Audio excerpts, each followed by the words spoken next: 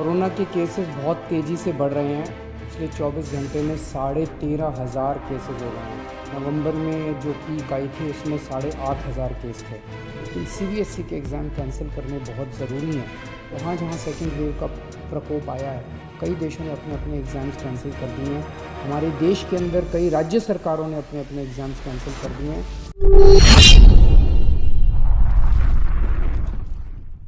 सभी दिल्ली वासियों को नमस्कार। कोरोना के केसेस बहुत तेज़ी से बढ़ रहे हैं और पिछले 24 घंटे में अभी जो रिपोर्ट आई है मेरे पास, उस पिछले 24 घंटे में 13,500 केसेस हो गए हैं। ये रिपोर्ट अभी थोड़ी देर में, और रिपोर्ट में और काफ़ी सारा डेटा होता है तो थोड़ी देर बाद रिलीज़ होगी रिपोर्ट। 13,500 केसेस काफ़ी ज़्यादा हैं।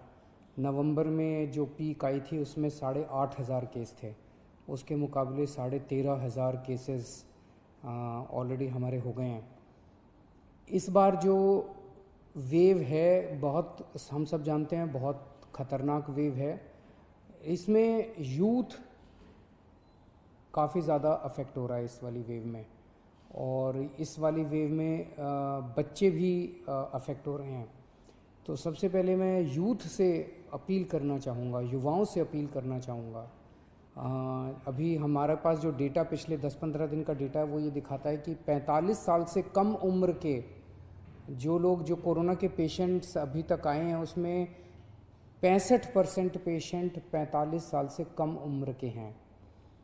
तो मैं सभी यूथ से अपील करना चाहूँगा, एक तो आप हमारे लिए, आप देश के लिए बहुत कीमती हैं, हमारे युवा देश के लिए बहुत कीमती हैं, आप लोग अपने परिवार के लिए बहुत कीमती हैं। आपकी ज़िंदगी, आपका स्वास्थ्य, आपकी हेल्थ, आपकी सुरक्षा हम सब लोगों के लिए बेहद ज़रूरी है। इसीलिए मेरी आप सबसे अपील है, मैं समझ सकता हूँ कि आपके ऊपर अपने माँ बाप की जिम्मेदारी है, आपके ऊपर अपने पति की, पत्नी की जिम्मेदारी है, आपके ऊपर बच्चों की जिम्मेदारी है, आपको घर से निकलना पड़ता है उन जिम्मेदारियों को पूरा करने के लिए। आपको घर से निकलना पड़ता है अपने 2 जून की रोटी कमाने के लिए, अपनी ज़िंदगी चलाने के लिए। लेकिन जब घर से निकलें, एक तो तभी निकलें जब ज़रूरी हो, और दूसरा, घर से जब निकलें तो सारे कोविड प्रोटोकॉल्स को फॉलो करें। उसकी बड़ी कड़ाई के साथ आपको उसको फॉलो करना है। मास्क पहन के रखना है, अपनी सुरक्षा अपने हाथ में है। और दूसरा, अगर आप 45 साल से ऊपर की उम्र के हैं तो तुरंत जाके इंजेक्शन लगवा लीजिए। इंजेक्शन सारे सरकारी अस्पतालों में फ्री है, और सरकारी अस्पतालों को हमने, कई सारे अस्पतालों को 24 घंटे हम लोगों ने खोला हुआ है। तो युवाओं से खासकर मेरी अपील है, बच्चों की सुरक्षा हमारे लिए बेहद ज़रूरी है। और अभी सीबीएसई के एग्ज़ाम आने वाले हैं। 6 लाख बच्चे दिल्ली में सीबीएसई के एग्ज़ाम में बैठेंगे। 1 लाख के करीब टीचर्स इसमें शामिल होंगे। ये बहुत बड़े हॉटस्पॉट्स बन सकते हैं, बहुत बड़े स्तर के ऊपर कोरोना फैल सकता है। बच्चों की ज़िंदगी, बच्चों की सेहत, बच्चों का स्वास्थ्य हमारे लिए बहुत ज़रूरी है। मेरी हाथ जोड़ के केंद्र सरकार से अपील है कि सीबीएसई के एग्ज़ाम्स को कैंसिल किया जाए, और इसके एवज़ में कोई और तरीके निकाले जा सकते हैं, या तो ऑनलाइन का कोई तरीका, या इंटरनल असेसमेंट करके उसके बेसिस के ऊपर इस बार बच्चों को पास किया जा सकता है। लेकिन सीबीएसई के एग्ज़ाम कैंसिल करने बहुत ज़रूरी हैं। मैं और कई देशों के उदाहरण देख रहा था। कई देशों ने, जहाँ जहाँ सेकेंड वेव का प्रकोप आया है, कई देशों ने अपने अपने एग्ज़ाम्स कैंसिल कर दिए हैं। हमारे देश के अंदर कई राज्य सरकारों ने अपने अपने एग्ज़ाम्स कैंसिल कर दिए हैं। मेरी केंद्र सरकार से अपील है कि सीबीएसई के एग्ज़ाम्स कैंसिल किए जाएं। पिछले कुछ दिनों से, और ख़ासकर कल, हमने बहुत बड़े स्तर के ऊपर, जैसा मैंने कहा था कि हम लॉकडाउन नहीं लगाना चाहते, हमारा पूरा प्रयास है कि हेल्थ इंफ्रास्ट्रक्चर जो है वो काबू में रहे। तो कल बड़े स्तर के ऊपर हमने बहुत बड़ी प्लानिंग की, सभी ऑफिसर्स ने और मेडिकल स्टाफ ने बैठ के।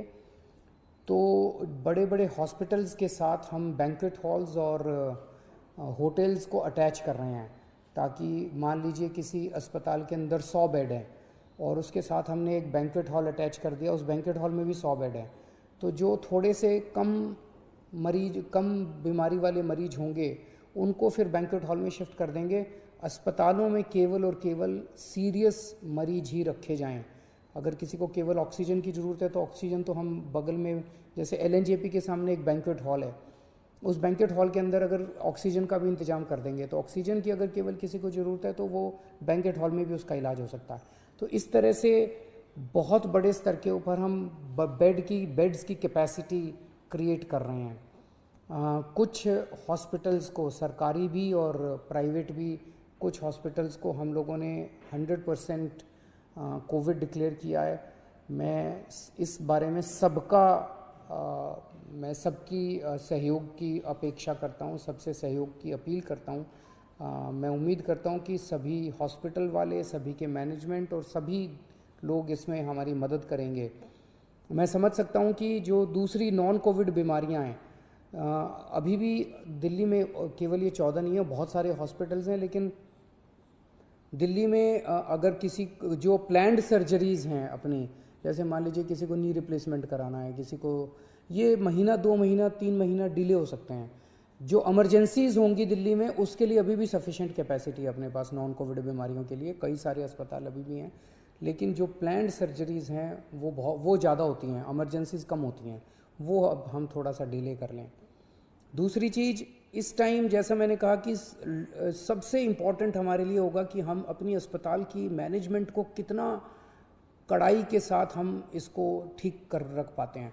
अगर हमने हॉस्पिटल्स की और हेल्थ इंफ्रास्ट्रक्चर के मैनेजमेंट को ठीक कर लिया तो हम इस वेव को बहुत आसानी के से, बहुत अच्छे से हम इसको पार पाएंगे।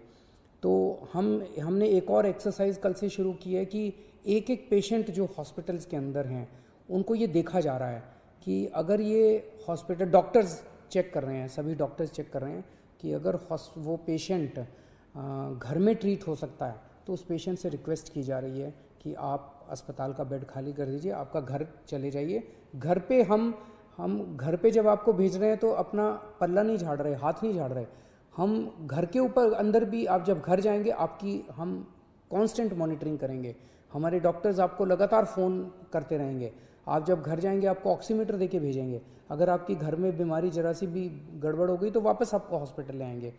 तो हॉस्पिटल में, प्राइवेट में भी और सरकारी में भी हम डॉक्टर्स की टीम्स, वहीं लोकल डॉक्टर्स की टीम्स एनालाइज कर रही हैं हर हॉस्पिटल की, कि अगर आपको बेड की ज़रूरत नहीं है तो आपसे रिक्वेस्ट किया जाएगा कि आप घर जाके अपना इलाज करा लीजिए या बगल के बैंक्वेट हॉल में या वो दूसरे होटल में शिफ्ट हो जाइए। इसमें मेरी सबसे रिक्वेस्ट है कि आप डॉक्टर्स की सलाह के मुताबिक उनके साथ कोऑपरेट करें, उसमें ज़िद ना करें, बिकॉज़ हमें पूरी दिल्ली को संभालना है। हमारे लिए हर जान कीमती है, आपकी जान भी कीमती है, इनकी जान भी कीमती है, इनकी जान भी कीमती है, सबकी जान अपने को इस टाइम बचानी है, सबकी स्वास्थ्य की चिंता करनी है। एक दिल्ली के सभी लोगों से मेरी अपील है, पिछली बार जब कोरोना हुआ था आप सब लोगों ने बढ़ चढ़ के प्लाज्मा डोनेट किया था। पिछले 3-4 महीने कोरोना का प्रकोप कम हो गया था, लोगों ने प्लाज्मा डोनेट करना बंद कर दिया, प्लाज्मा की डिमांड भी बहुत कम हो गई। अभी स्टॉक में प्लाज्मा बहुत कम है और डेली प्लाज्मा की बहुत ज़्यादा डिमांड आ रही है। आप सब लोगों से निवेदन है कि अगर आप पिछले कुछ दिनों में बीमार हुए और ठीक हो गए हैं तो आप प्लीज़ अब LNJP में, राजीव गांधी में और ILBS में जाके आप प्लीज़ प्लाज्मा डोनेट कीजिए ताकि आपके प्लाज्मा से दूसरे लोगों को बचाया जा सके। यही टाइम है जब हमें एक दूसरे की मदद करनी चाहिए।